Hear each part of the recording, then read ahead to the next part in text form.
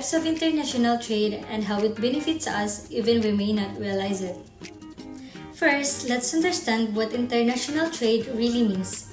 Simply put, it's the exchange of goods and services between countries.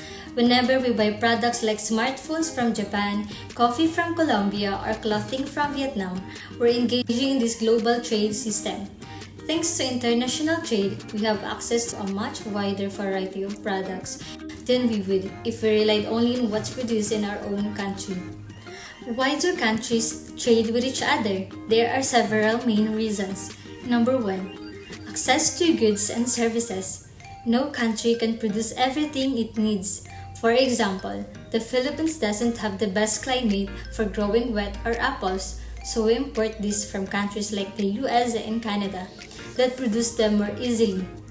Similarly, the Philippines imports cars from Japan because Japan has a strong automotive industry and advanced manufacturing technology. At the same time, the Philippines exports its unique products like coconut oil and mangoes to countries that do not have access to such tropical goods. Number 2. Cost efficiency and comparative advantage. This is where opportunity cost comes in. Opportunity cost refers to what the country sacrifices when it chooses to produce one type of good over another. Countries focus on producing goods that are best or most efficient at, based on their resources, climate, or technology. This is known as comparative advantage. For example, the Philippines has a comparative advantage in producing coconut products while Japan is highly efficient at making advanced technology like electronics. Number 3. Economic growth and job creation.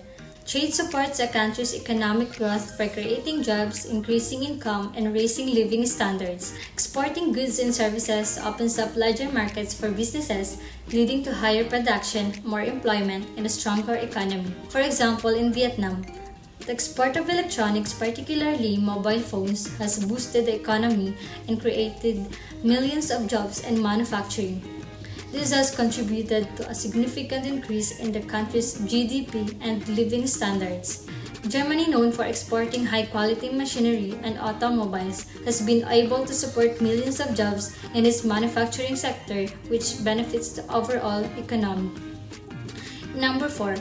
Encouraging innovation and competition.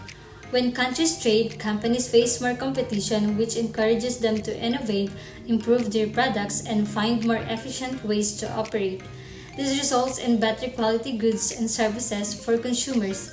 For example, the growing competition in the global smartphone market has pushed companies like Apple and Samsung to innovate constantly, introducing new features and improving the quality of their products. India's software industry also benefits from international trade by accessing new technologies and ideas from around the world, helping companies stay competitive and develop new software solutions that can be used globally. There are two primary types of international trade. Number 1. Bilateral trade. This type of trade occurs between two countries.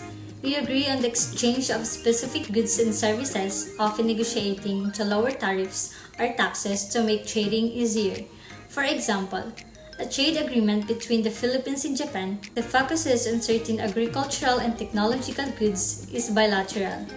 Number 2. Multilateral trade. This involves more than two countries and is often organized through international agreements. Examples: trade agreements and organizations like the World Trade Organization or WTO, where many countries come together to set trade rules and promote open markets. Here are some essential concepts to understand in international trade. Imports and exports.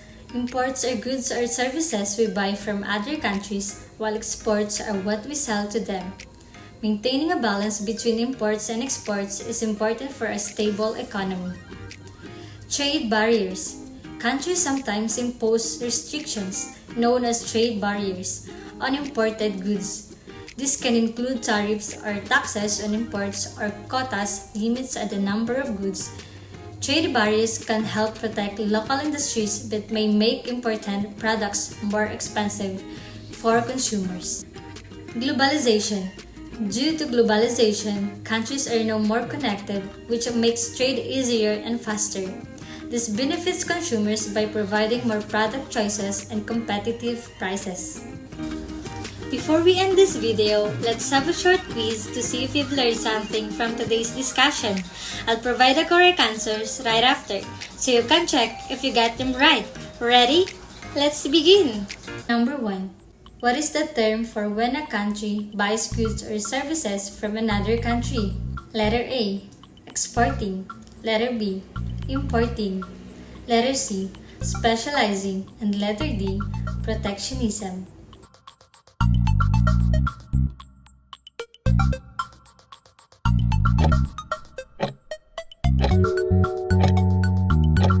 Number 2.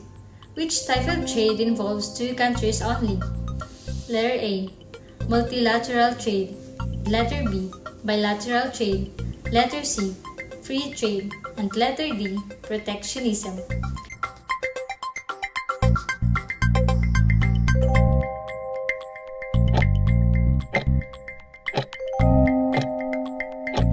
Number 3.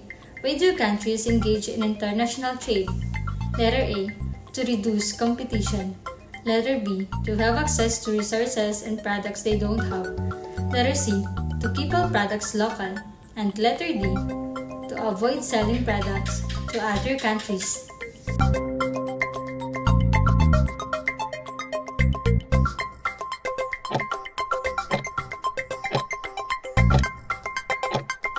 Number 4. Which of the following is an example of a product the Philippines exports? Letter A. Oil. Letter B. Bananas. Letter C. Machinery. And letter D. Web.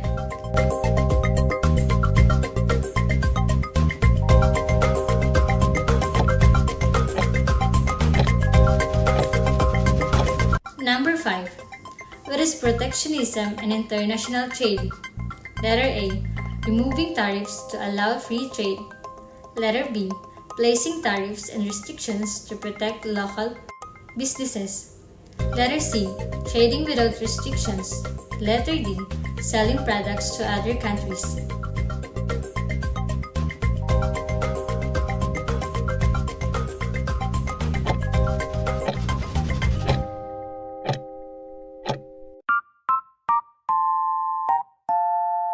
That's all for today's discussion on international trade.